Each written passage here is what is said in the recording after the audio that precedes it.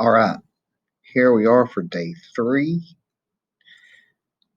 Now, this topic right here, solving absolute value equations and inequalities. This is something that has now been moved originally from Algebra 2 to Algebra 1. Here's the bad thing.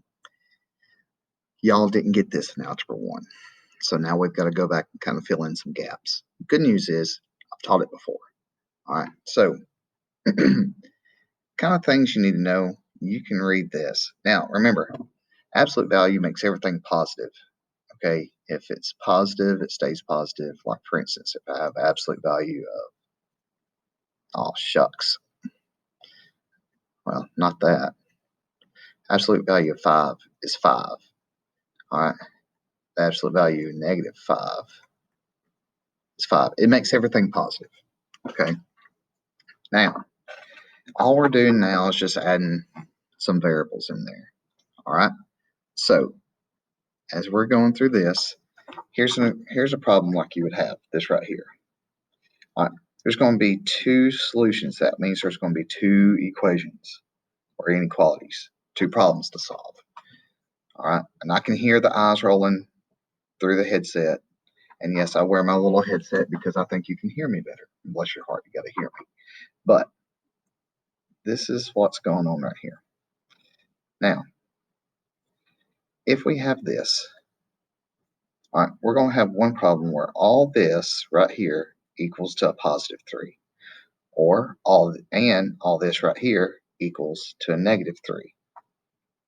That's really the main part of it in the nutshell. Okay, that's really it. So what we're doing, I love these because it's kind of like the and problems that we had from the compounding inequalities. I can solve all of them at the same time. Now you don't have to. You can solve this one and this one. Either way is fine. All right, so you're going to have r equals to 9 and r equals to 3. Now, there's tons of ways you could write this. You could actually write it like this, in least to greatest order with braces. I know braces are y'all's favorite thing to draw, but the good thing is you don't have to draw. You could actually use the keyboard. Okay. Some people will do this. R is equal to 9 and 3. And if we were in class, I would accept any of these 3. Okay. If you've had me before, y'all know that you can actually sit there and come up to me and like, hey, is this how I need to write this? Or I would put example on the board. All right. So moving on. All right. So we're going to have this. We're going to have 2 examples. To me, absolute values are kind of like, like the evil twin type thing, or there's been tons of shows, and I think Phineas and Ferb actually did something where everybody was like the opposite. And for those who know, especially DC comic book stuff, there are, Superman, Bizarro Superman, there's Flash, Reverse Flash, things like that. Okay. Now, so we're going to have both of these set equal to a positive version of it and a negative version of it. All right. And just solve. So I get 3 for this one. I get negative 3 for this one. And you could also do the plus or minus if you wanted to. All right. Ta-da. Really? I mean, I kind of like this. Of course, we know I'm weird. Okay. It's negative 3r, negative 3r equals. We're going to have a positive 9. We're going to have a negative 9. Okay. So when we solve this, we just divide.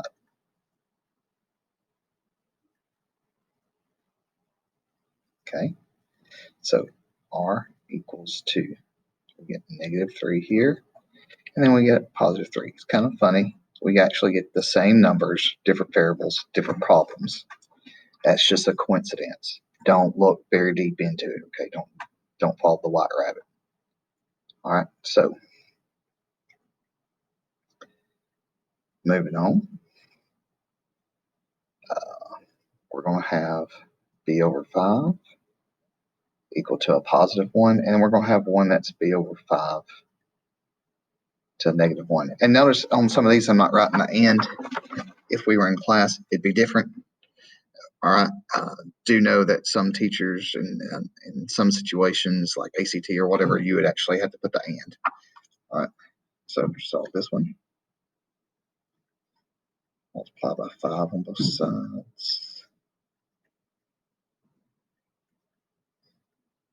B equal to 5 and negative 5. Okay. I don't know what just happened in my room. My son's hitting something.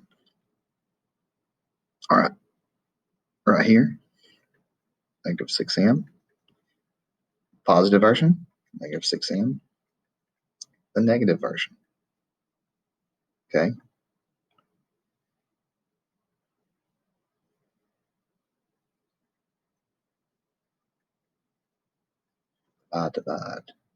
Divide. All right. So we're going to have negative 5 and a positive 5. Yeah. Again, it happened. We had the same answer. So it's not always going to happen. Okay. That's just the way it works this time.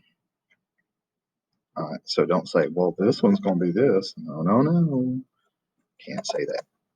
All right. Haha. Finally, a problem works. Not going to be like that. N over 3.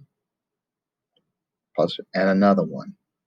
Imagine if DJ Khaled was to teach this. How funny would that be? You have one equation and then another one. Of course, he'd probably make a lot more money than I would, and probably make it a lot more funnier than I am.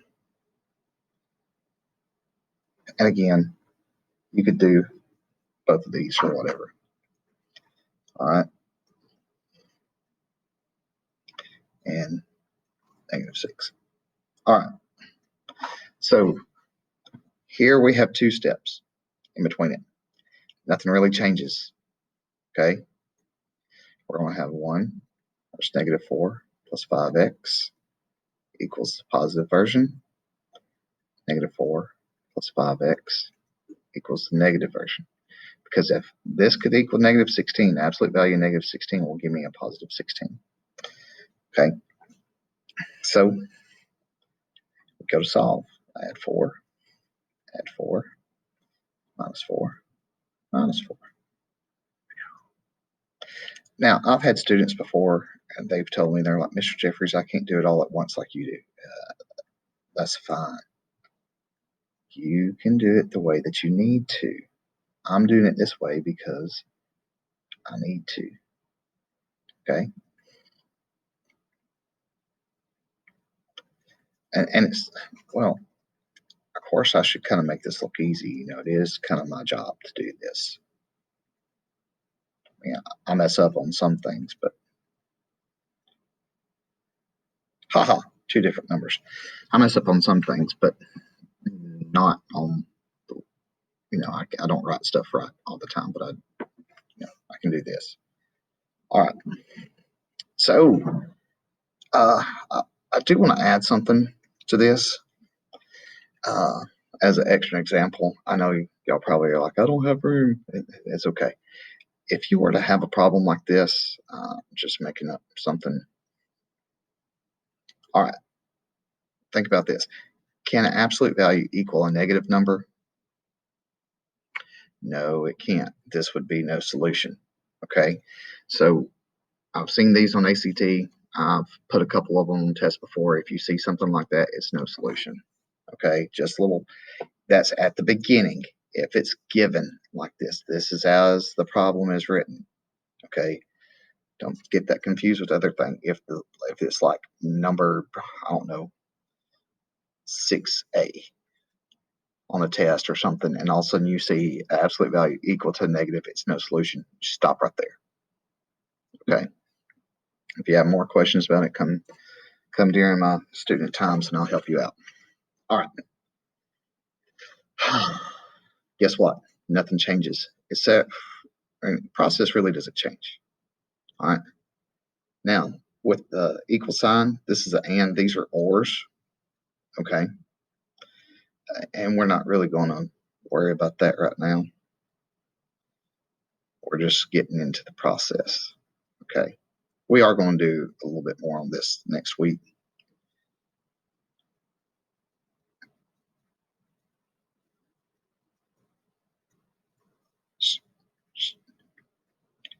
To C is less than 14, and 2C is greater than what is that, -4? Okay, I said this was a or. This could also be an I can't remember. It changes from which size the other. I'm not really worried about that. I'm worried about, can you set them up and solve them? Okay, so we're going to have C is less than 7. C is greater than 2. Okay, that should be a C. Oh, see, that's where I messed up. So I want to erase this or because that shouldn't be there. All right. Now, over here, 5m minus 9 greater than or equal to 24. 5m minus 9 less than or equal to -24. Okay, so I don't know if you caught that, and I didn't really explain it very well the first time. On the second one, when we do this negative right here, we also flip the sign, okay? Make sure that you flip the sign on the second one. I don't think I explained that. I'll take care of that later, okay? So add 9, add 9. All right, so 5m greater than or equal to 33. Now we're going to have 5m less than or equal to -15. Okay, I think this one is going to end up being an or, but that's for another day. Just make sure that you have it when you do the positive version, this inequality sign is the way it's written, and then when you make the negative, that you flip the sign. Okay. M is greater than or equal to 33 over 5. Then M is less than or equal to -3. Okay. And, that's kind of it for this. Just making sure that when this turns to negative, you flip the sign. Okay. Now, these you can, because they're not absolute or they're not equal sign, you can't have the negative. Okay. I'll try to keep stuff kind of simplistic for you on this. Now, all right. This is something that you might have forgotten. These brackets, these are closed circles, and parentheses are open. Okay. Now, I said not to worry about graphing, but we are going to cover it. Okay. Just kind of hold tight. So you had some problems like these in Algebra 1. All right. -4 is going to go here. 5 is going to go here. 0 is right here because I say it is. All right. Since these are brackets, these are going to be closed circles. All right. So these are nice and filled in circles. Okay. And it's a bookend. So it's everything between this. Okay. This goes with the compound inequality where the variable's in the middle. The answer's in the middle. Okay. I used to call it an and sandwich. All right. Now, over here for this one. All right. This is 4, 5, and 6. All right. Look at how this is written. Okay. I have a bracket right here on 4. So I know I got a closed circle. So I'll close it up. I got a parenthesis at 6. All right. It's saying everything from negative infinity and beyond to here. So this actually goes this way. Okay. This says from 6 to positive infinity. So this actually goes that way. All right. Just a little review. Don't freak out on me. And right here. All right. So this is shaded in the middle, if you can't tell, and I've got open circles. So I know I'm going to have parentheses. Bam. I know my two numbers. I have a -4 and a 1. That's it. Okay. So yeah, it's something a little new. Go back and review it if you need to, but I think you'll be good. Okay. I think it'll be good. And remember, I'm here to help you if you need it. Okay. All right.